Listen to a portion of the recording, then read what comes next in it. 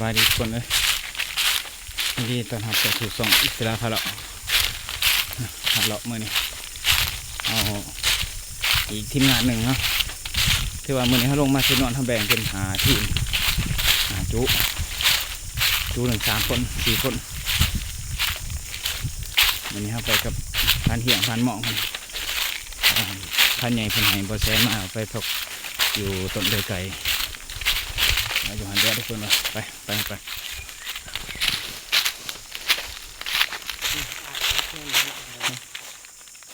เดี๋ยวจะมีคันมีบอครับเดี๋ยวนี้เอาปามือทางหลัง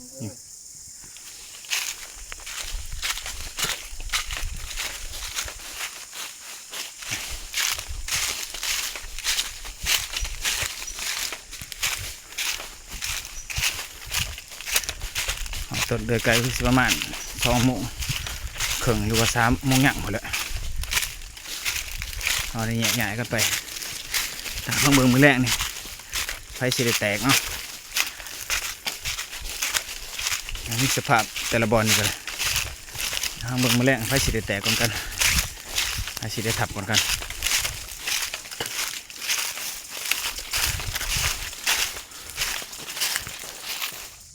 พันมองอยู่ต้นนี่วะขึ้นผูกเลย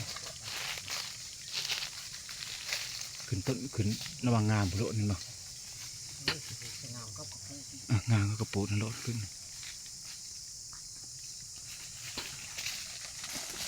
หาเลาะต่อยทุกคนพันมองเลยคือว่า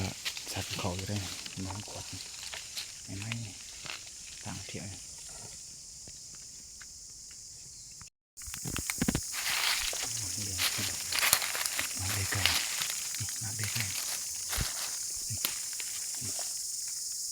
กินได้ทุกคนเลยมันสุกเลย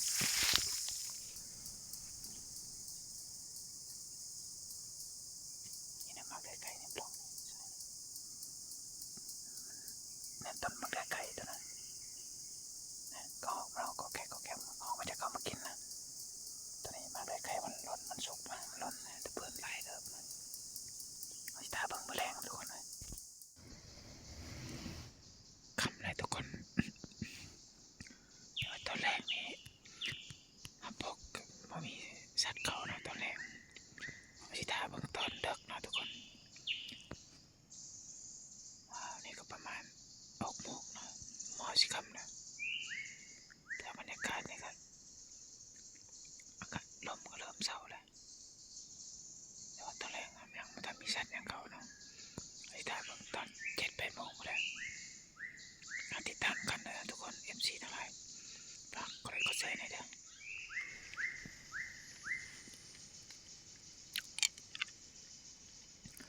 อจะไหน8 โมงทีมงานเราก็ตับมือกันแล้ว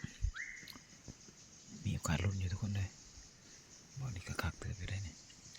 พาเห็นหอยมันเกาะอยู่คืน2 คืนเนี่ยจะเกาะกินได้ไม่กินได้เนี่ยจะกินตัวไหนก่อนแล้วมันจะเกาะออกค่อยออกมาดีเนาะ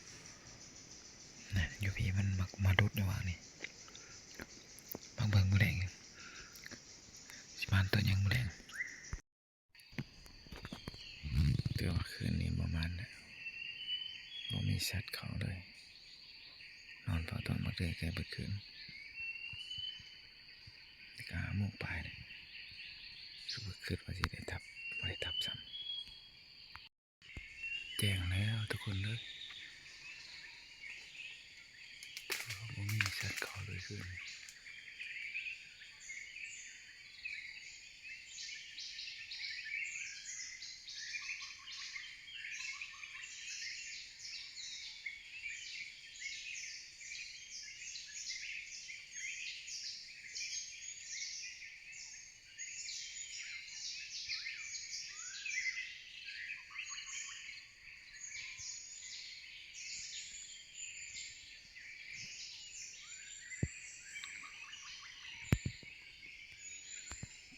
ไม่ล้นก็คืนนะบ่มีสัตว์เขา